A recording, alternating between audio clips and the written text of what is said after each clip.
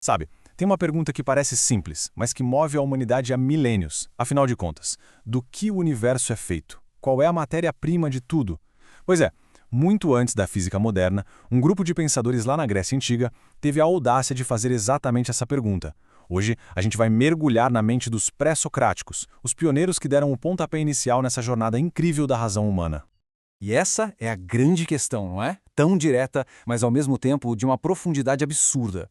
Foi essa curiosidade que fez os primeiros filósofos olharem para o céu, para a terra, para a água e começarem a procurar uma resposta que não viesse dos deuses do Olimpo. A ideia era buscar uma explicação na observação e no puro pensamento lógico. E é exatamente aqui que o jogo vira. A gente está falando de uma das maiores mudanças de paradigma da história do pensamento ocidental. Uma transição gigantesca do mitos, sabe, a explicação baseada em mitos, para o logos, a explicação racional. Imagina só o cenário. Em vez de dizer que um raio foi obra de Zeus ou que uma tempestade no mar era Poseidão de mau humor, esses pensadores começaram a propor que o universo funciona com base em princípios naturais, que a gente pode entender. Eles estavam, na verdade, inventando a cosmologia, uma explicação racional para o mundo, uma ideia simplesmente revolucionária para a época. E no coração dessa busca toda estava esse conceito aqui, arqué. E olha, não era só perguntar do que as coisas são feitas. A questão era mais profunda. Qual é o princípio que deu origem a tudo? A causa única, a substância primordial que se transforma em tudo que a gente vê. É essa busca pela arqué que vai conectar todos esses primeiros filósofos que a gente vai conhecer. E a nossa viagem começa na cidade de Mileto, um lugar que na época era um baita centro comercial e intelectual. Foi lá que um grupo de pensadores deu os primeiros passos, de forma sistemática, para tentar encontrar a tal da arqué. Vamos conhecer esses caras. E o primeiro nome dessa lista é nada mais, nada menos que o pai da filosofia ocidental. Tales não era só um filósofo, não. O cara era matemático, engenheiro, astrônomo, um verdadeiro gênio que usava todo esse conhecimento para entender o mundo de um jeito prático e, claro, racional. E qual foi o palpite dele para a arqué? A água. Hoje pode parecer simples, né? Mas foi uma sacada genial, totalmente baseada na observação. Tales percebeu que tudo que é vivo precisa de umidade, que as sementes precisam de água para brotar. Ele estava usando evidências do mundo real. E para mostrar o poder desse jeito novo de pensar, dizem que ele previu um eclipse solar em 585 a.C. Pensa só, algo que era tido como um presságio divino, ele previu com cálculo. O mais legal é ver a rapidez com que o pensamento evoluiu. Anaximandro, que foi aluno do Tales, já chegou questionando o mestre. O raciocínio dele foi o seguinte: se a água é uma coisa específica, definida, como é que ela pode dar origem a tudo, inclusive ao seu oposto, o fogo? Para ele, a origem de tudo tinha que ser algo que a gente não pode nem ver, algo infinito, ilimitado, indeterminado. Ele chamou isso de apeiron. É um salto gigantesco para o pensamento abstrato. Aí, na sequência, veio Anaxímenes, que tentou encontrar um meio-termo genial. Ele até concordava com Tales que a arqué devia ser uma substância que a gente conhece, mas ele sentiu falta de um mecanismo para explicar a mudança. E para ele, a resposta era o ar. Pela rarefação, quando fica mais ralo, o ar vira fogo. Pela condensação, quando fica mais denso, vira vento, nuvem, água, terra e até pedra. Ele propôs um processo natural para a transformação de tudo.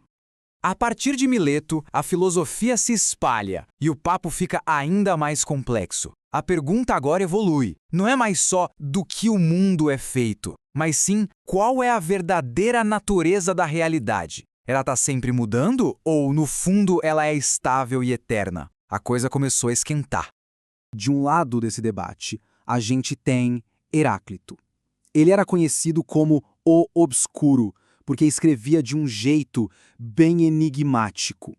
Ele olhou para o mundo e viu uma coisa acima de todas as outras: o fluxo, a mudança que não para nunca, o eterno devir.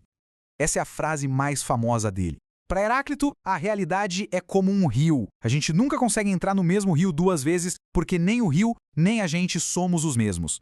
O universo, para ele, é um processo de transformação contínua, uma espécie de guerra entre opostos que é organizada por uma razão universal, o logos, e simbolizada pelo fogo, que é o elemento da mudança por natureza. E aqui a gente tem o primeiro grande embate de ideias da filosofia. Do outro lado, Parmênides argumentava com uma lógica de ferro que o exato oposto era a verdade. Para ele, a mudança é impossível. O ser é uma coisa só, uno, eterno, indivisível e que não muda nunca. Qualquer mudança que a gente acha que vê com os nossos sentidos é só uma ilusão. O que é, simplesmente é, e não tem como se transformar naquilo que não é. A grande questão que fica é em quem a gente confia. Nos nossos sentidos, que mostram a mudança, ou na nossa razão, que, segundo Parmênides, prova que tudo é permanente. Esse impasse filosófico foi tão forte que a geração seguinte de pensadores, que a gente chama de pluralistas, se dedicou a tentar resolver essa treta. Como é que pode existir uma realidade que é, no fundo, permanente, como dizia Parmênides, e ao mesmo tempo ter essa mudança toda que a gente vê, como apontava Heráclito?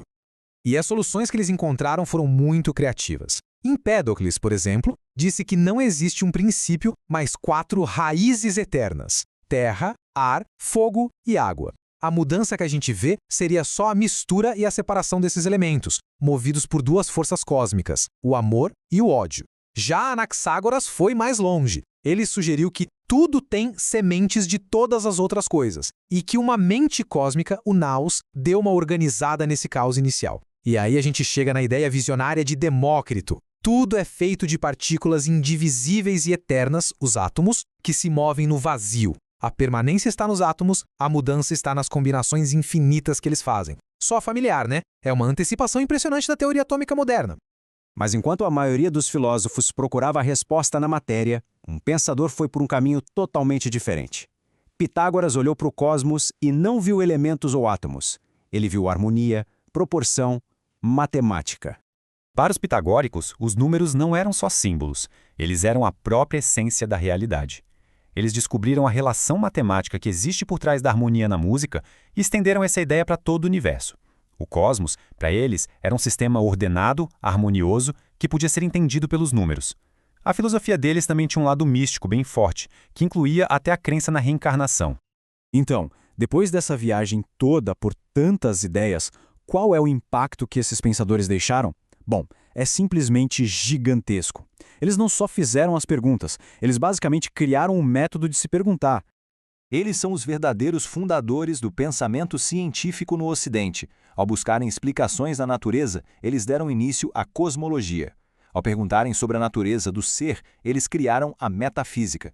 As ideias deles sobre mudança, permanência, matéria e ordem foram o campo de treinamento onde gigantes como Platão e Aristóteles desenvolveram as próprias filosofias. No fundo, eles nos ensinaram que questionar é a ferramenta mais poderosa que a gente tem para conhecer o mundo. E o mais incrível de tudo é que as perguntas que eles fizeram mais de 2.500 anos atrás ainda ecoam hoje nos laboratórios e universidades. A busca pela axé, pela substância fundamental de tudo, na verdade, nunca parou. Pensa bem, quando os físicos hoje em dia buscam uma teoria de tudo, uma que consiga unificar a relatividade e a mecânica quântica, será que eles não estão, de certa forma, continuando a mesma busca de Tales, de Heráclito, de Demócrito? A busca por um princípio único e racional que explique o universo inteiro?